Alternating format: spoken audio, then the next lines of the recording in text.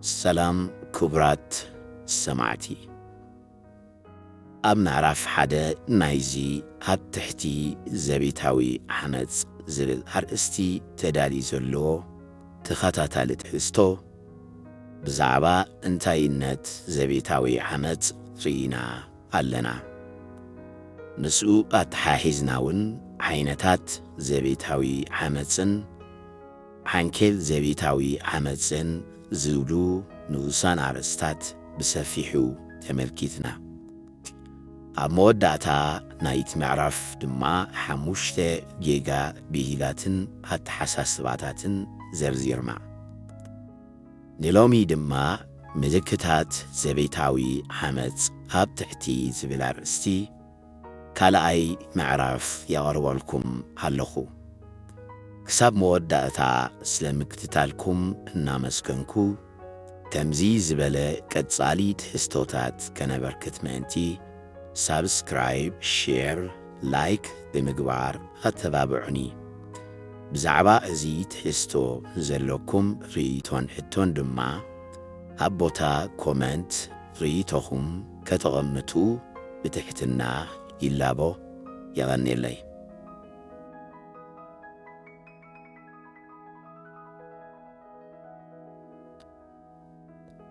معرف كلته ملكتات زريتاوي عمز أبوشتي حانتي سدرابيت وي أمانغو بحوار زنبرو سوات زريتاوي عمز يفتسم نهالوا اتوم أبالات سدرابيت نتي حانت زي كالاليو يخيلو يوم ويون كالي سمن مسمسن تواهيبو كم حانتون زيكوسب يخيل إيو فلاي نزبيتاوي حانت زتبابع وي كم نبور زوسد باهلي وي امنت وي محبراوي أكايدا مسزلو زبيتاوي عامت كم ترى نجر توسيلو تحلف عبي تخلو هلو زي تخلو زي بوغن اتي زعمت زلو ترايزي كونس بوغن اتي كداي كوينو زلون كخون يخيل كتسيلنا امبار حاد سب جنا ناب كبيد أكلاوي عمز كيبتسح انكلو نزبيتاوي عمز كابكال تغبارات فلينا كندليلو نخيل زوترات زخونو ملكتاتن متنكاثلاتن بحاده كندرئي إنا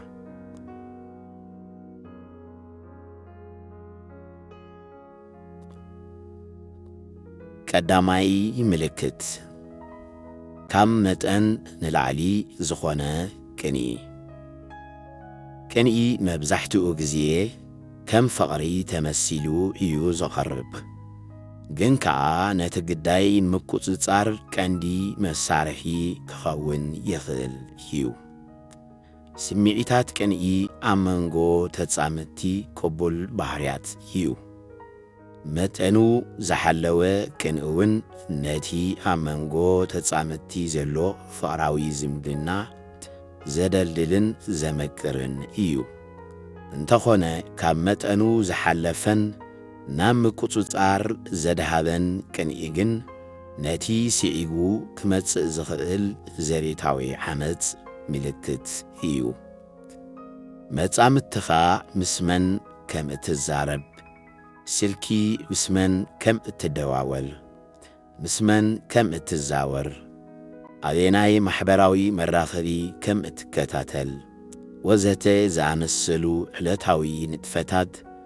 أتبيكا مكوتزار ناب زميتاوي عمز كبتسح زخل حواخو نهناز هيو حدا عقمي آدم زبتسح سب ناتسنتو تغفيفو معالتاوي نتفتات هيوتو هاب تحتي مكوتزار مايكال سب كوينو كنبر أزيو يشجرو هيو أبنت ساميئيل نميرون أزيو كم زفكرايو زغلت ميرون كاب سراح حموشة دغاية دونجيا انتمتياغن ሳሙኤል ምስ መን ነርኪ ስለምንታይ ደው ኢለልኪ ዘይለዓልኪ እናበለ ብሕርቃን ይጥይቓ። ሜሮን ምስ ወዲ ስርሓ ወይ ካልእ ወዲ ተባዕታይ ክትዛረብ እንተርእይዋ ድማ መጠኑ ዝሓለፈ ቅንኢ ይስምዖ። ዛዕባ እንታይ ትዛረቡ ነርኩም? ስለምንታይ ፍሽኽ ኢልክዮ? ወዘተ ዝኣመሰሉ ኣዋጠርቲ ሕቶታት እናሓተተ ድማ የሸግራ። እዚ ፍቕሪ ዘይኮነስ ናይ ምቁፅጻር ባህሪ እዩ። እዚ ባህርያት ናይ ሳሙኤል እዚ ኣብ ቀጻሊ ካብ ዘረባ ናብ ምትሕብራም ክሰግር ከም ዝኽእል እኹል ምልክት እዩ።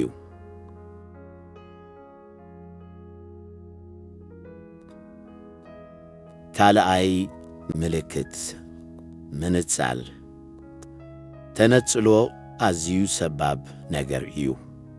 ሓደ ሰብ ካብ ማሕበረሰብ ወይ ካብ መቕረብ ቤተሰብ ንስ ዝንጸል ንብዙሕ ድኻምን ሓደጋታትን እዩ ዝቃላዕ። ሓደ ዝተነጸለ ሰብ ሓበሬታ ኾነ ምኽሪ ወይ ኣብ ዝደልየሉ ጊዜ ረድኤት ክረክብ ስለ ዘይክእል ንዓመፅ ኣዝዩ ዝተጋለጸ እዩ ዝኸውን። ከምቲ ሓደ ሃዳኒ ኣንበሳ እታ ዝሃድና ዘሎ እንስሳ ካብ ብጾታ ብምንጻል ፈልዩ ዘትከዓ፣ ሓማጺ ሰብ ድማ ንግዳዩ ካብ ደገፍቲ ሰባት ማለት ስድራ ቤትን ኣዕሩኽን ክፈልዮ እዩ ዝጽዕር። ምኽንያቱ እቲ ግዳይ ካብ ደገፍቱ ተፈልዩ ሓጋሲ ዘይብሉ በይኑ ምስ ዝኸውን ነቲ ሓማጺ በቐሊሉ ንኽቈጽሕጽሮ ስለ ዝቐለሉ እዩ። እቲ ሓማጺ ነቲ ግዳዩ ካብ መቕረብ ኮነ ወይ ካብ ማሕበረሰብ ንምፍላይ ዝተፈላለየ ምኽንያታትን ጥበብን ክጥቀም ይኽእል እዩ። ንኣብነት ስድራ ቤትኪ ኣይፈትውንን እዮም፣ ንስኣቶም ክትራኸቢ የብልክን ምባል፣ ወይ ድማ እቲ ግዳይ ምስ ሰባት ኣብ ዝራኸበሉ ጊዜ እቲ ሓማጺ ዘይንቡር ባህርያት ብምንጽብራቕ፣ ንመጻምትኻ ካብ ስራሕ ወይ ካብ ትምህርቲ ክትበኩር ብምግዳድ፣ ወይ ምስ ኣዕርኽቱ ክወፅእ ከሎ ብተደጋጋሚ ብምድዋል ዕረፍቲ ንኽላእ ዝኣመሰሉ ሜላታት ምንጻል ክጥቀም ይኽእል። እዚኣቶም ኩሎም እቲ ሓማጺ ኣብ ልዕሊ እቲ ግዳይ ስነልቦናውን ስምዒታውን ወይ እውን ኣካላዊ ሓመፅ ክኽትል ከም ዝኽእል ምልክታት እዮም። ኣብነት ዮናስ ንሳራ ምስ ስድራ ቤታ ክትራኸብ ኣይፈቕደላን እዩ። ንሳቶም ንዓይ ኣይፈትውንን እዮም፣ ንስኸውን ምሳታቶም ክትራኸበ ኸለኺ ተቐየርኒ ኢኺ ድማ ይብላ። ሳራ ምስ መሓዙታ ክትወፅእ ምስ እትደሊ ድማ ዮናስ ርእሱ ከም ዘሕመሞ ወይ ጸገም ከም ዘጋጥሞ ብምምሳል ሳራ መደባ ሰርቢዛ ኣብ ገዛ ክትጸንሕ ይገብራ። ሳራ ቀስ ብቐስ ካብ ኩሉ ሰብ ተነጺላ ኣብ ትሕቲ ቁፅጽሩ ጥራይ ተረፈት። ሓንሳ ምስ ተነጸለት ዘቤታዊ ዓመፅ ብቐሊሉ ንኽወርዳ ዝተቃልዐት እያ። ኣብ እትዕመፀሉ ጊዜ እውን እንታይ ከም እትገብርን ሓገዝ ካበይ ከም እትሓትትን ኣፍልጦ የብላን።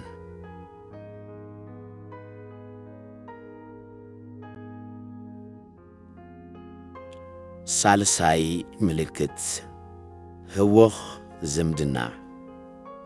እዚ ብዙሕ ሰብ ዘየስተውዕለሉ ምልክት እዩ።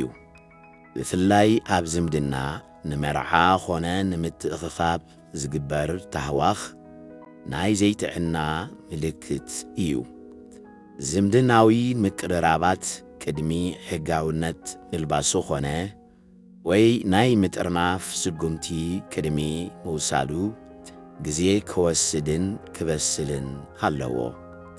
ተዛመድቲ ብውሕዱ መሰረታዊ ባህርያቶም ድሌታቶም ድሕረ ባይትኦምን ክፋለጡ ይግብኦም ንዝያዳ ውሕስነት እውን እዚ ዝምድና ብእሙናት መቐርብን የዕርኽትን እንተተፈለጠ ጠቓሚ እምበር ጎዳኢ ኣይከውንን ሓደ ናይ ዘቤታዊ ዓመፅ ድሕረ ባይታ ዘለዎ ሰብ ሓድሽ ዝምድና ምስ ዝጅምር እቲ መዛምዱ ነቲ ሕማቕ ድሕረ ባይትኡ ገና ከይፈለጦ እንከሎ ናብ ሕጋዊ መርዓ ወይ ብሓባር ንምንባር ናብ ምጥርናፍ ክደፍኦን ክህውኾን ይኽእል እዩ ምስቲ ንዝምድና ብዘገንታ ዝኸዶ መጻምድቲ ብምውድዳር ከምዚ ዓይነት ታሕዋኽ ዘርኢ ሰብ ድሕሪ መርዓ ወይ ምጥርናፍ ኣብ ልዕሊ መጻምዱ ዘቤታዊ ዓመፅ ከካይድ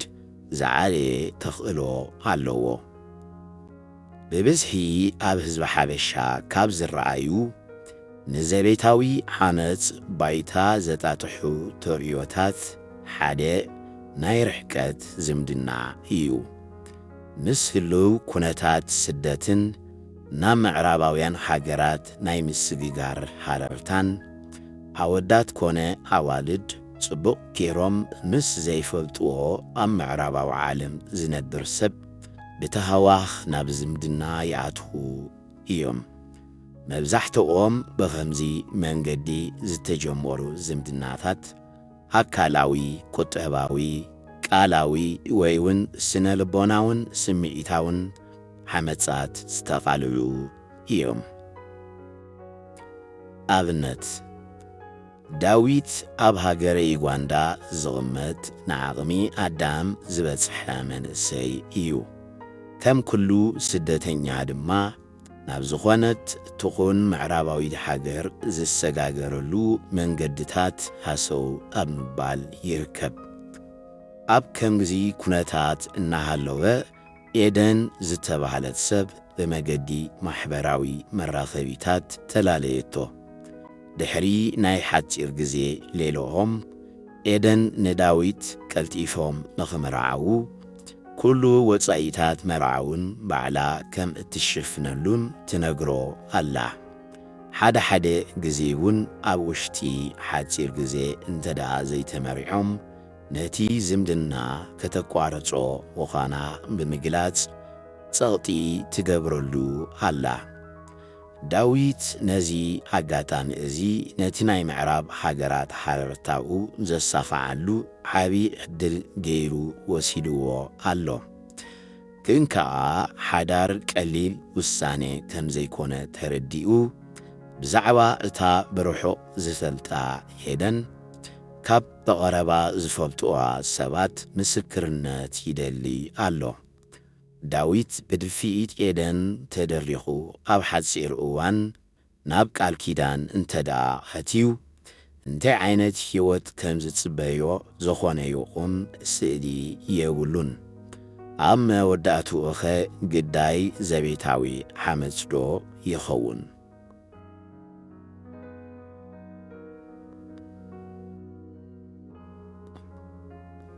ራብዓይ ምልክት ተለዋዋጢ ስምዒት ስምዒት ውህበት ፈጣሪ እዩ እንተስ ንሓጎስ እንተስ ንሓዘን እንተስ ንፍርሂ እንተስ ንትብዓት ደቂ ሰብ ንዝተፈላለየ ኩነታት ስምዒታዊ ግብረ መልሲ ንህበሉ ኢና ገሌና ስምዒትና ናይ ምቁፅጻር ክእለትና ልዑል ክኸውን እንከሎ ገሌና ድማ በአንጻሩ ስምዒትና በቐሊሉ ዝፍርሸሐና ዓይነት ሰባት ኢና ከምኡውን ሓደ ሰብ ኣብ ዝተፈላለየ ግዝያት ስምዒቱ ናይ ምቁፅጻር ዓቕሙ ክብ ለጠቕ ክብል ይኽእል እዩ ንኣብነት ደቂ ኣንስትዮ ምስ ዑደት ጽግያተን ስምዒታተን ናይ ምግታእ ዓቕመን ከም ዝቀያየር መጽናዕትታት ይሕብሩ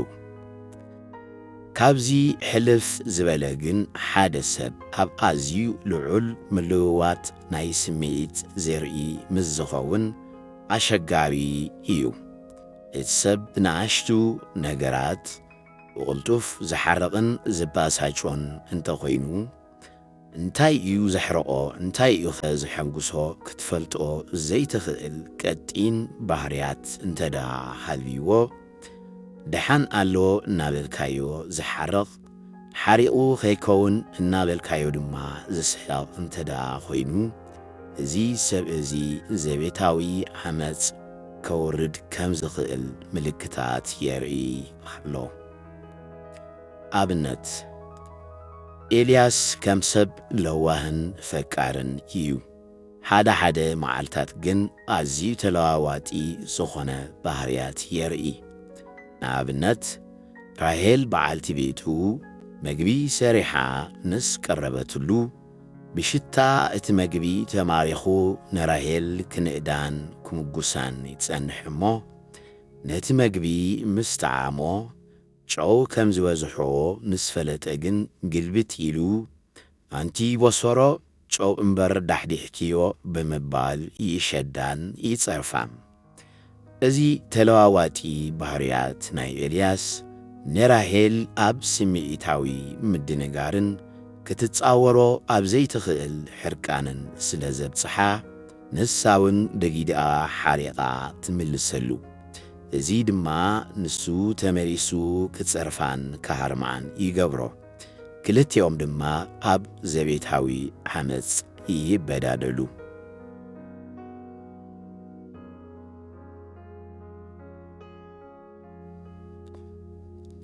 ሓምሻይ ምልክት ምፍርራህ።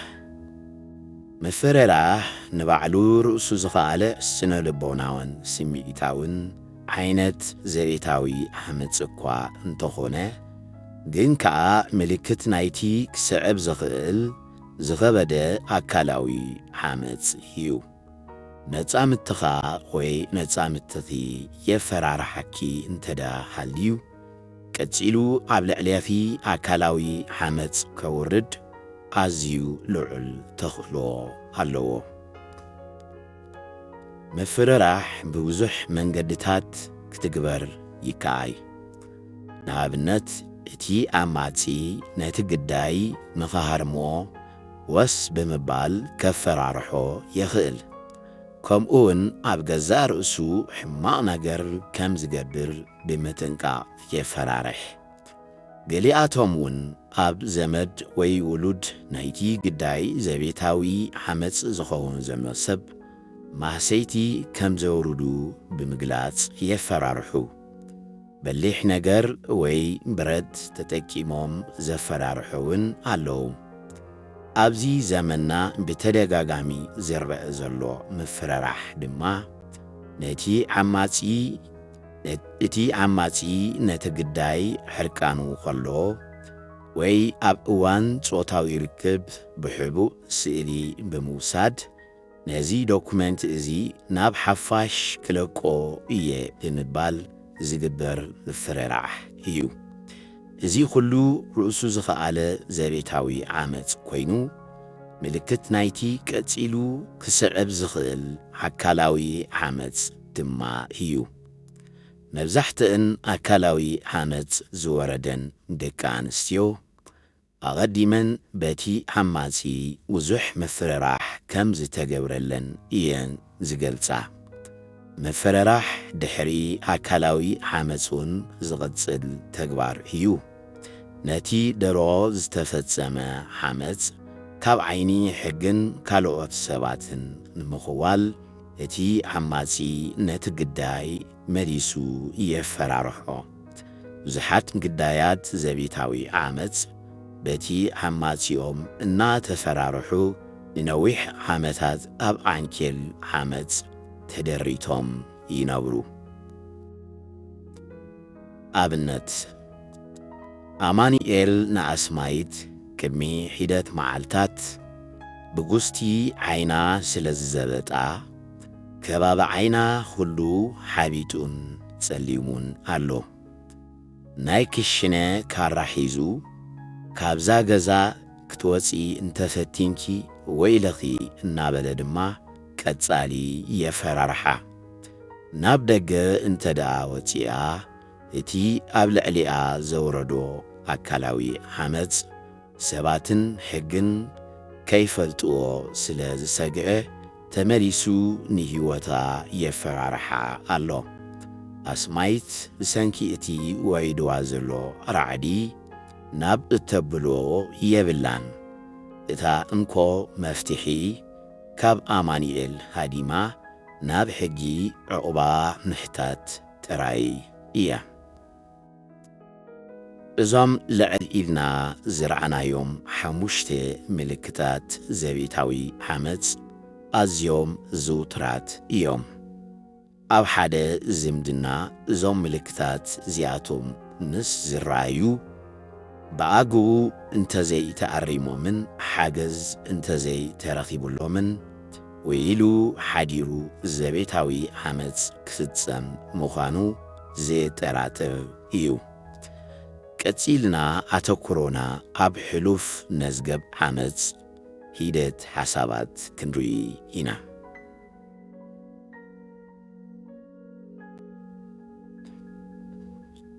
ሕሉፍ መዝገብ ዘቤታዊ ዓመፅ ወይ ዶሜስቲክ ቫዮለንስ ሪኮርድ። ሕሉፍ መዝገብ ዘቤታዊ ዓመፅ ሓደ ካብቶም ዝዓበዩን ዘተኣማምኑን ምልክታት መጻኢ ዘቤታዊ ዓመፅ እዩ። ብዙሕ ግዜ ዓመፅቲ ሰባት ነቲ ዝሓለፈ ጌጋታቶም ንምሽፋን ወይ ንግዳዮም ንምጥባር ዝተፈላለዩ ምስምሳትን ስልትታትን ይጥቀሙ እዮም። ደጊሞም ዓመፅ ናይ ምግባር ተኽእሎም ድማ ኣዝዩ ዓብዪ እዩ። ብርግጽ ካብ ሕሉፍ ጌጋታቱ ተጣይሱን ተኣሪሙን ንሕሉፉ ከም መምሃሪ ተጠቂሙን ካብ ዘቤታዊ ዓመፅ ዝእለ ሰብ ኣሎ። በቲ ሓደ ወገን ድማ ነቲ ቅድሚ ሕጂ ዝገበሮ ዓመፅ ደጋጊሙ ዝገብሮ ሰብውን ኣሎ።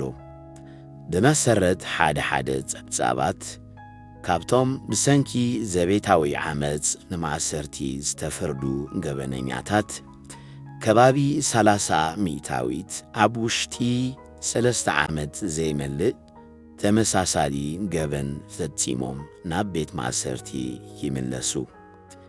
እዚ ዘርእየና ሕሉፍ መዝገብ ዓመፅ ዘለዎም ሰባት ተመሊሶም ነታ ዓመፅ ደጊሞም ናይ ምግባር ዘለዎም ልዑል ተኽእሎ እዩ።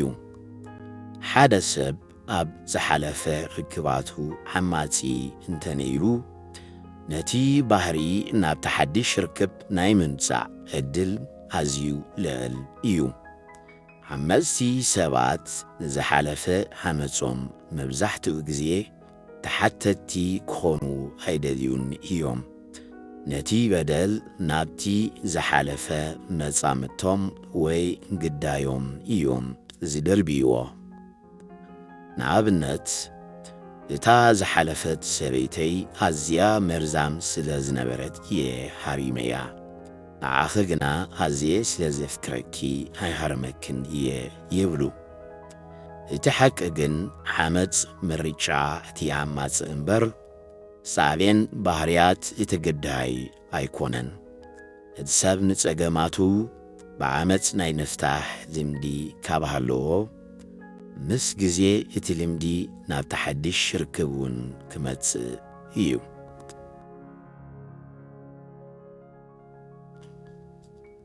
ክቡራት ሰማዕቲ፣ እዚ ክትከታተልዎ ዝጸናሕኩም ትሕዝቶ ምልክታት ዘቤታዊ ዓመፅ ኣብ ትሕቲ ዝብል ኣርእስቲ ዝተዳለወ ካልኣይ ምዕራፍ ናይቲ ዘቤታዊ ዓመፅ ዝብል ኣርእስቲ ተኸታታሊ ቪድዮታት እዩ። ኣብ ዝቕጽል ትሕዝቶ ሳዕቤናት ዘቤታዊ ዓመፅ ኣብ ትሕቲ ዝብል ኣርእስቲ ሳልሳይ ምዕራፍ ክቐርብ እዩ። ክሳብ ሽዑ ሰላም።